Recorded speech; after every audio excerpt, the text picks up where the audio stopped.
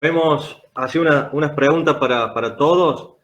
Entonces, Dale. arrancamos con Leone y Beltrán.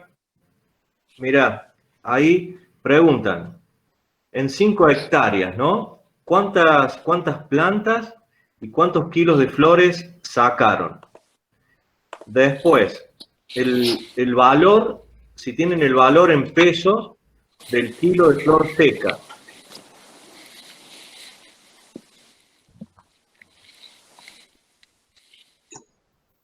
Bueno, para darte una idea, en las bandas, el cultivo de las bandas si lo van a hacer a nivel industrial, se recomienda tener en cuenta con qué tipo de maquinaria van a hacer los laboreos entre plantas y después cómo lo van a cosechar. Entonces, esto ya es muy importante, porque agronómicamente, yo no soy ingeniero agrónomo, quizás hay una recomendación para que la distancia entre plantas sea exactamente no más de tanto o no menos de tanto, pero... 50 centímetros. No, pero lo que quiero decir es que, repito, porque me interrumpió Leoní, quizás un ingeniero agrónomo puede recomendar que las plantas estén con una cierta distancia entre hileras y plantas. Bueno, esto está muy bien, pero viene la pregunta siguiente, ¿cómo la voy a cosechar? ¿O cómo voy a hacer el laboreo hasta que la planta llegue a su plenitud, a su tamaño de cosecha, y básicamente cómo lo voy a cosechar? Entonces, eso depende de qué tipo de maquinaria van a usar. Para no equivocarse, porque no se olviden que las plantas pueden durar muchos años, si bien teóricamente se habla que una producción de lavandas va de 0 a 10 años, y con su mayor producción al quinto año, nosotros tenemos acá plantas que han durado muchísimos años más, hasta 20 años, 22 años, así que depende del tratamiento que uno lo da. Yo recomiendo entonces, por la experiencia que tenemos acá en nuestra zona y por la maquinaria que usamos, hacer un cálculo de 10.000 plantas por hectárea. Y eso más o menos depende de a qué distancia van a hacer las líneas. Entre hileras, calculen, podría ser 1,50 metros, 1,20 metros, 1,30 metros, bueno, en función de esa distancia, entre plantas le van a dar cuántas hileras van a tener en una hectárea. Y bueno, si son 100 metros por 100 metros, tendrán 66 hileras, o 65, 64 más. Depende y entre plantas calculen más o menos 50 centímetros para la lavanda. Nosotros el lavandín lo plantamos generalmente a 70 centímetros entre plantas, lo que da entonces en menos cantidad. En lavandín calculen más o menos 9.000 plantas por hectárea, y en lavandas 10.000 hasta 11.000, más o menos. ¿Cuántos kilos de flores sacan, Beltrán? Mira, ese lo tendría que hacer para saber, porque nunca lo he hecho más o menos calculemos unas 250 kilos De flor seca. De flor seca por hectárea, sí. Y preguntaban el valor en peso del kilo de flor seca. ¿Cuánto se está vendiendo la flor seca? Bueno, eso, Leonid. Bueno, eso es muy variable, como todo es oferta y demanda, ¿no es cierto? Nosotros cuando vendíamos, cuando exportábamos, nuestro precio para Estados Unidos era $25 el kilo, que realmente era un muy buen precio. Hoy por hoy, acá en el mercado nacional, es muy variable, puede ser 1.800 pesos el kilo, 2.000 pesos, 2.200. Nosotros vendemos a los mayoristas, o sea, cuando cae en manos ya del consumidor final, hay que ver que probablemente llegue a los 2.500, 2.800, variable. ¿Eso angustifolia o lavandín? No, acá el mercado nacional para ellos es bastante lo mismo, es la verdad, porque el mercado no distingue mayormente. Nacional, nacional. Eso, otra pregunta. Decían, cuando ustedes están analizando ahora la inversión en un destilador, ¿piensan solo para lavanda o también para el recupero de la inversión para destilar otras plantas?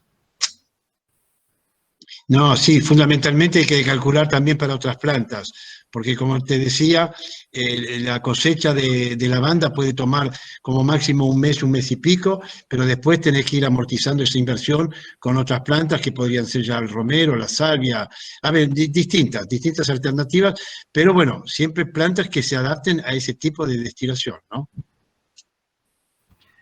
Y Beltrán, ¿Puedo hacer una acotación? ¿y las temperaturas de los hornos de secado? Mira, Rosa. sí, más o menos calcular, depende, pero más o menos 34, 35 grados centígrados. Hugo, La ¿ibas a acotar temperatura algo? Sí, Perdón. no, yo quería hacer una acotación al tema de la destilación. Cuando hablaban, también, si sirve como aporte, quienes tengan pensado hacer destilería, es bueno eso, por lo que decían recién, la lavanda tiene un periodo de cosecha muy pequeñito, un mes y medio, 2 meses.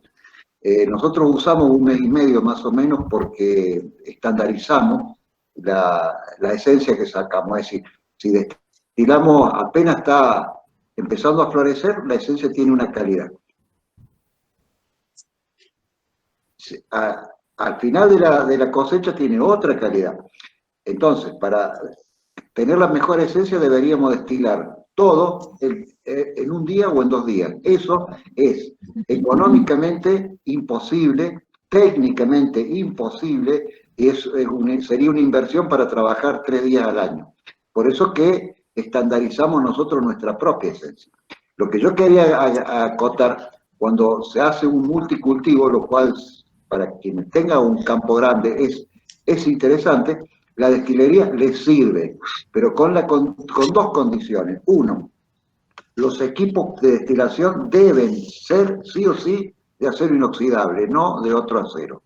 Y en segundo lugar, lo que tienen que tener son diferentes condensadores.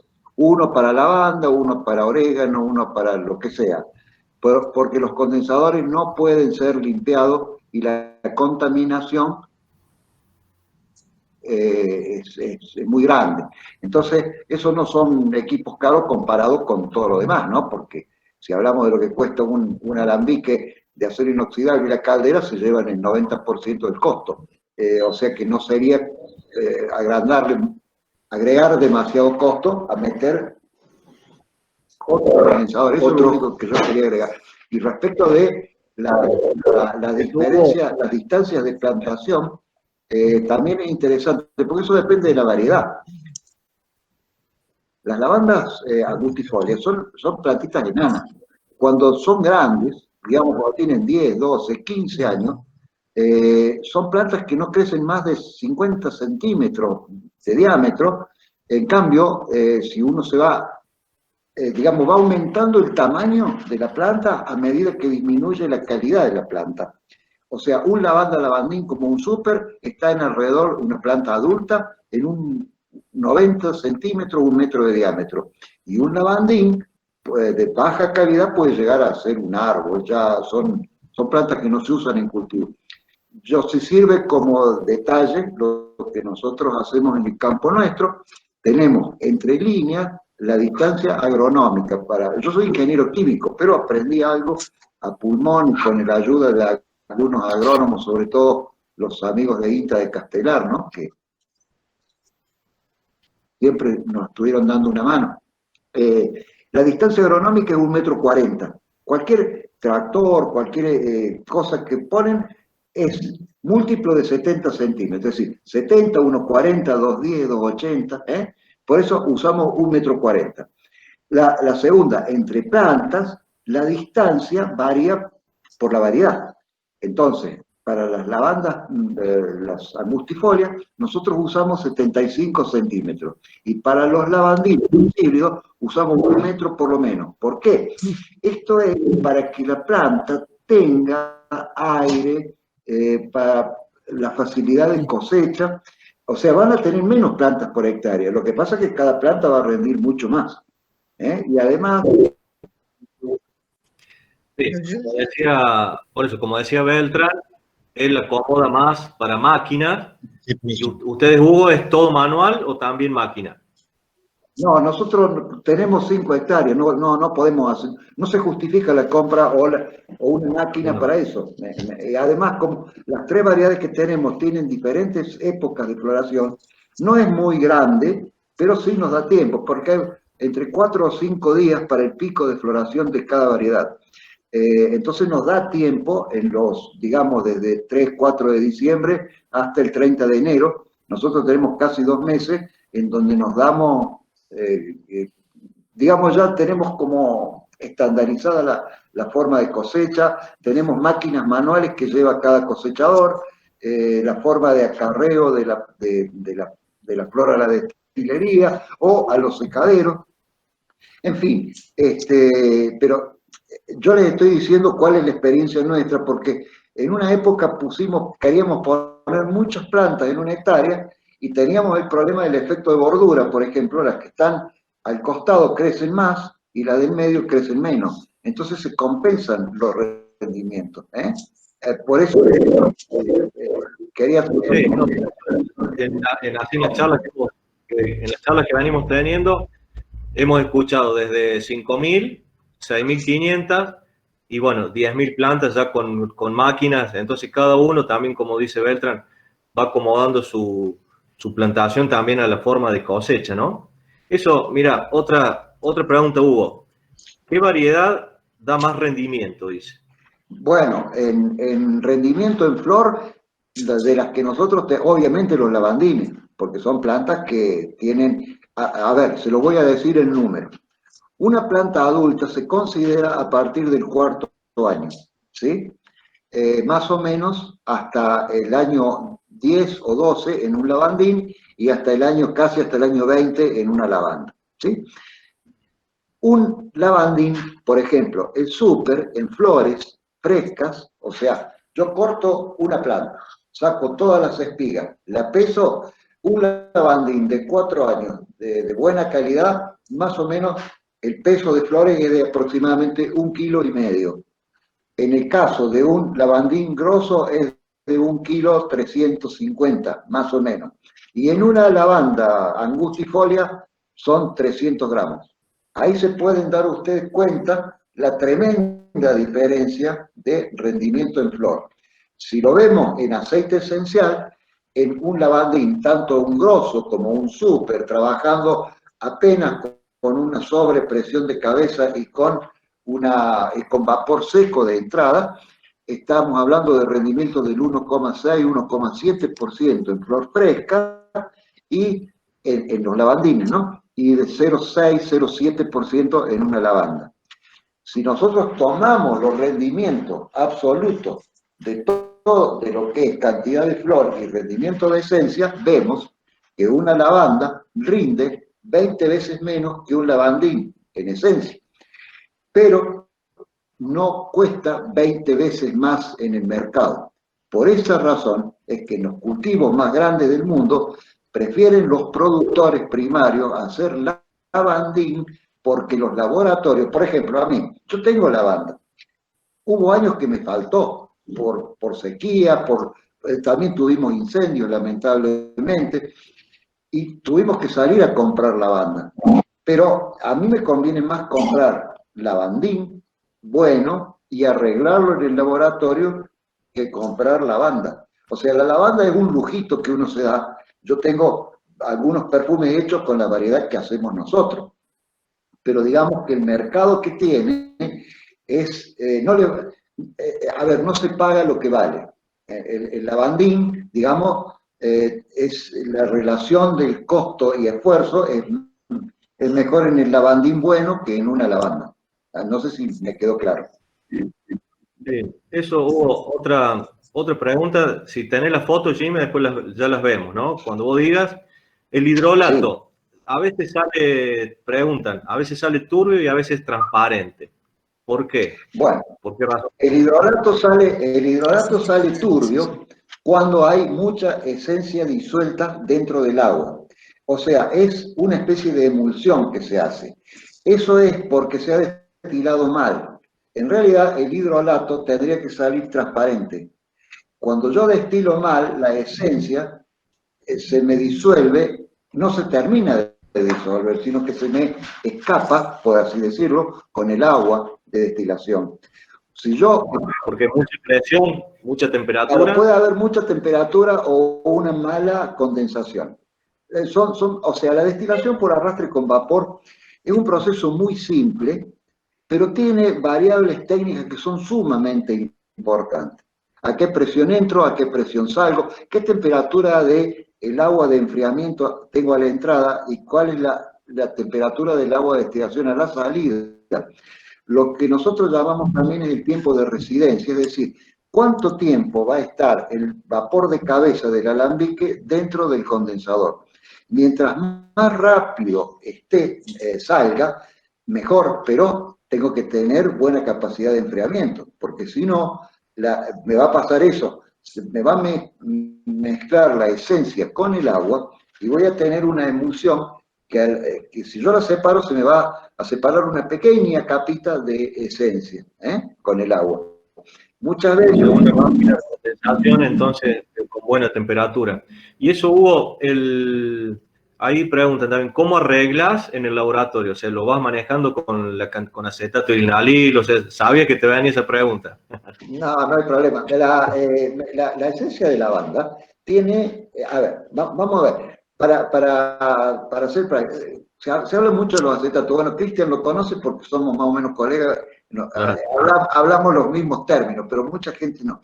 Un éster, que el acetato se llama éster como éster, pero con el acento en el otro lado, es la mezcla de un ácido y un alcohol. Las lavandas tienen varios ácidos. Tienen ácido fórmico, ácido acético, ácido propiónico y ácido butírico. Y tienen muchos alcoholes, que son linalol, geraniol, terpineol, borneol, lavandulol, etc. La mezcla de esos da esos nombres raros. Acetato de bornilo, acetato de linalilo, acetato de lavandulilo, etc. Cuando yo destilo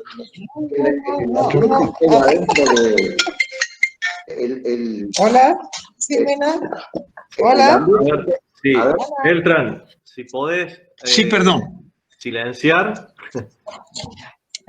Discúlpame. A ver. Lo que decía, en el ambiente que hay adentro de un destilador, que yo les decía recién, estamos cocinando, lamentablemente esos ésteres se rompen. Los químicos les decimos eso hidrólisis, es decir, una ruptura por el agua, porque hay agua y calor. Entonces lo que sale no es igual a lo que yo metí. Es decir, el olor de la esencia recién destilada no tiene nada que ver con el olor que tenía la flor cuando yo la metí. Entonces, por eso decimos las lavandas viejas. Si no es vieja, la lavanda no sirve.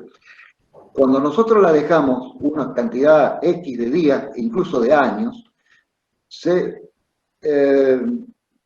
lleva a cabo un proceso que se llama transesterificación. Es decir, lo que se rompió en el destilador se vuelve a unir con el tiempo bien guardado. Ahora bien, cuando nosotros decimos arreglar la esencia, es estandarizarla a los productos que nosotros hacemos. Y esto es agregarle un producto de síntesis, por ejemplo, una acetona o por ejemplo un alcohol. Entonces son cantidades muy pequeñas, no sé cómo explicarlo, es como si ustedes quieren tener un color verde determinado partiendo de amarillo y azul. Bueno, yo le agrego más amarillo para que sea verde claro o más azul para que sea verde oscuro. Esto es más o menos un ejemplo burdo, pero más visual de lo que hacemos en el laboratorio con una esencia. No solo nosotros, se hace en todo el mundo. Eso, ahí para diferenciar las variedades también, el tridente en la espiga es importante. Sí, claro, cuando la bráctea, te referís, Cristian, vos, ¿no? Acá la pregunta es si decía si el tridente, viste que la espiga da de los lavandines o de las latifolias da tres Sí. el tridente, digamos. Sí, serían lo que nosotros le llamamos las espigas secundarias. La lavanda pura no tiene tridente, tiene una sola espiga central. Y los lavandines tienen la espiga central y dos espigas laterales, y los lavandines de menor calidad pueden llegar a tener dos más. En vez de tener tres, tienen 5 espigas. Y eso se da desde la planta joven, porque por ahí algunos lavandines cuando son jóvenes no da el tridente, entonces uno dice es lavanda, y después ves que no. No, eso lo da a partir del tercer o cuarto año. Lo que pasa es que vos te das cuenta si la lavanda, por otras razones, cuando la planta florece, la mejor forma es ver el tamaño de la hoja. Si la hoja es pequeña, exceptuando las hojas apicales, siempre las hojas apicales, como le da más luz y más aire, son más grandes que todas las demás. Pero si yo le corto las hojas apicales, todas las demás hojas de la ramita son iguales, tanto en los lavandines como en las lavandas. La diferencia es que en la lavanda esa hoja es muy pequeña. Yo les podría decir del largo de una uña. En cambio, en un lavandín pueden llegar a tener 3, 4 centímetros de largo la hoja. Bueno, vemos Ime la presentación, y si nos queda tiempo, seguimos con las Ime. ¿Algunas preguntas más? A ver qué tenemos. Yo acá tengo anotado un por más, seguimos un ratito más. ¿Cómo estamos? Dale, ¿qué dice la gente? Ya bajó 80, de 100 y pico bajó 80, pero igual 80 es un muy buen número. Sí. Si les divierte, seguimos con un par de preguntas más. Dale, mira, ahí, Hugo, hay variedades, o si hay plantas con más capacidad de rebrote. Sí, nosotros hemos hecho, precisamente para no tener que tomarnos el trabajo de quitar plantas viejas y poner plantas nuevas, porque es un trabajo grande, o sea, además habría que dejar descansar el suelo, una serie de problemas. Y empezamos a hacer unas pruebas hace, yo te diría, 8 o 9 años, de podar las plantas grandes sin miedo, ¿no? O sea, diría con una mente asesina, o sea, romper totalmente las plantas con máquinas, agregarle a la hilera de plantas caños de riego por goteo e incorporarle al suelo todo lo que la planta le quitó durante sus 12, 14 años de vida. O sea, sobre todo mucho fósforo y potasio, como les decía antes. Y hemos notado que, bueno, la planta vuelve bastante bien, no como una planta nueva, pero sí nos dura unos 6, 8 meses más en cultivo. Eso es muy bueno con un lavandín, porque los lavandines tienen, como les decía, unos 12 años de vida útil. Después se ponen viejos como nosotros y producen poco. Entonces, la idea es que por lo menos produzcan algo, lo rompemos a todo y lo dejamos rebrotar. En las lavandas no hace falta eso, porque la lavanda dura muchos, muchos años. Nosotros hasta el día de hoy no hemos cambiado plantaciones de lavanda, sí de lavandín. Y eso, el uso del Abrialis, si tienen experiencia en el Abrialis, o si no, Beltran o Leones, si tienen experiencia en el lavandín Abrialis. Bueno, el Abrial nosotros pusimos en una época, pero en esta zona funcionaba mejor el súper, por eso dejamos de lado el Abrial, porque la cantidad la composición química del Abrial es de menor calidad que la del súper, por lo menos en esta zona. El Abrial anda mejor a menores altitudes, hablamos de 800 metros para abajo. Nosotros al estar a 1200 no nos daba resultado el Abrial. Nosotros es lo que le llamaba, bueno, yo por ejemplo, cuando les hablaba del olor de las esencias, por ejemplo, de una lavanda que tiene un olor dulzón, afrutado, balsámico, etcétera, el lavandín Abrial tiene un olor citrado suave, yo la denominaba como un lavandín, un olor desabrido, algo que no terminaba de conformarnos. Por eso la abandonamos a la Brial hace alrededor de 20 años. Y ahí fue cuando decidimos quitar todas las variedades que no funcionaban. Está bien. Y eso, y León y Beltrán tienen lavandina Brial, no. No, No, nosotros en lavandín Brial no. Trabajamos con el grosso, principalmente con grosso, lavandín grosso. Y después con otros lavandines que inclusive los conseguimos a través de acá, sí, del INTA, que son lavandines numerados. Bueno, que es un poco lo que explicaba Hugo Cortés sobre las espigas. Generalmente son lavandines, el grosso que nosotros tenemos tenía una producción menor que otros, entonces el otro tenía 3 espigas, ¿no? Y con eso logramos, digamos, tener un lavandín distinto, una calidad distinta. Pero comercialmente, digamos, no hemos podido saber si se pagaba mejor un lavandín grosso que un lavandín numerados, ¿no? No puedo opinar sobre eso porque no. Cuando hicimos las cosechas también, tampoco las vendimos en forma separada, ¿no? A propósito de lo que dice Bertrand, los lavandines numerados son unos números de clones que vinieron de INTA, que ingresaron al país en la década del 60, los trajo el doctor Coyura, fueron analizados por el doctor Misraji, por el ingeniero Lafourcade, en el INTA de Castelar. Estoy hablando de esto en la década del 70, 80. Cuando yo ponga en Instagram lo que les decía, voy a poner una fotito de las brácteas y van a ver que tiene un número al lado, 608, 613, 612, 197, son números de clones. Yo conservé eso por una cuestión más que nada histórica. Tenemos la historia de cada planta, o sea, no son plantas que no sirvan, digamos, no nos servían a nosotros.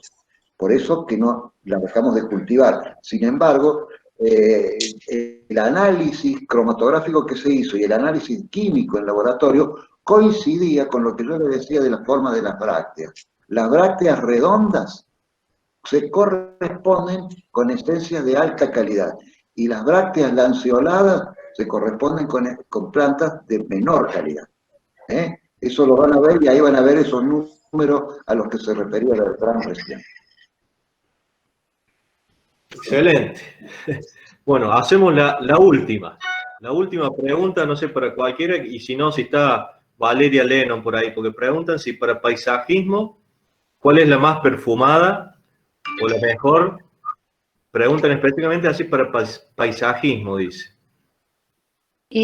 Acá estoy.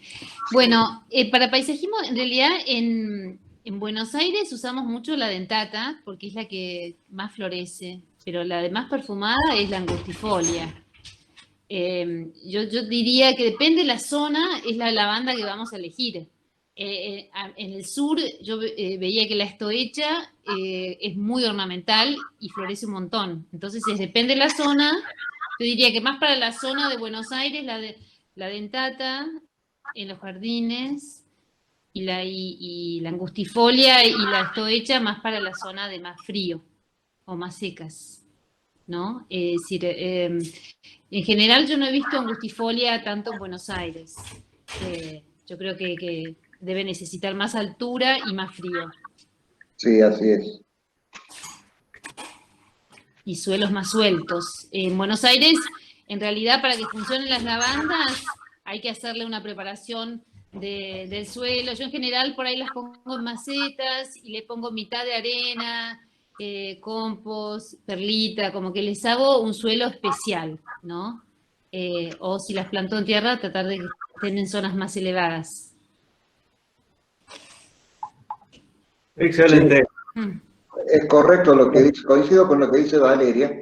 Las lavandas no son plantas que se sientan bien a baja altitud, son plantas de mucha altitud y de hecho, incluso hasta algunos lavandines Nosotros lo hemos probado acá, que estamos a 1200 metros, cuando en donde hay suelos muy humíferos, tenemos que, cuando hacemos una plantación en esos suelos humíferos, tenemos que hacer un encalado del suelo, es decir, agregarle calcio, porque si no la planta tiene problemas a los 2 o 3 años, lo que decía recién también allá nuestra amiga brasilera, con el tema del fungi, o sea, el ataque de hongos, es una plaga tremenda cuando uno no toma las precauciones de subir el pH del suelo, lo cual se hace, por ejemplo, con yeso, con cal apagada, con algún elemento que levante el suelo. Y también escuchaba recién que Leoni hablaba del caso de eucalipto. Bueno, cualquier cosa que le dé sombra a la lavanda es perjudicial. Bueno, la verdad que una jornada espectacular. Qué Sí, bueno, qué bueno, muchas gracias. Gracias No, a todos, la verdad que corazón contento, ¿eh? Vamos a seguir, lo que yo siempre los invito es, manden fotos, digamos, compartamos contactos, conocimiento. Creo que esta movida, esta comunidad que estamos haciendo de la banda, nada, está creciendo, ahora no está acá presente, pero creo que también se suman de Colombia, y que se acaban de enterar del club, y que hay un montón de Colombia, en Colombia también están plantando. Todos los días como que pasa, es un llamado mejor que el día anterior, y otro contacto, y otra cosa, otra hilera que se va armando, ¿no? Así que les agradezco a todos. Esto va a estar, vamos a subirlo a YouTube entre mañana y pasado. Y bueno, contamos con ustedes, o sea, con todos. Esto quiero, digamos, el objetivo es que sea compartir, ¿no? Esto creo que es tan lindo y tan interesante, productivo. Nada, nos vamos todos con el corazón contento. Así que les agradezco a todos su tiempo. Y bueno, nos vemos siempre el primer jueves de mes. Para los que no saben, primer jueves de mes a las 18 horas. ¿Sí? Así que bueno. Bueno, gracias entonces. Por las redes. León y Beltrán, espectacular. Buenísimo. Gracias por meterse en el mundo de las redes. Claro. Que es la primera experiencia y hicieron el esfuerzo. Excelente, creo que fueron a una ciudad donde había Wi-Fi, así que agradecidos. Hugo, como siempre, hay que sacarse Hugo mejoró un montón la señal. Muy bien también. Hugo mejoró un montón la señal. Sí, mejoró. Muy buena organización. Muy bien. Bueno, y muy buen manejo. Fabuloso. Y gracias Luciana. Hasta muy pronto. De nada, gracias a Un todos. abrazo muy grande para todos. Saludos Chao, a chao. todos. Saludos. Adiós. Hasta luego. Adiós. Gracias. Me saqué una foto. Esperen, saco una foto. Saluden todos. A ver. La última foto. Se la mando Laura. Marcelo, Laura, Ramiro, Felipe también. Gracias. Gracias a todos. Gracias, Lidia. Bye. Vale. Adiós. Adiós, gracias. Chao, chao. Chao. Chao. Y ahí se van bajando. Yo lo que tengo que hacer es ver después con el tiempo. ¿Cómo? A ver, espera. Primero estamos...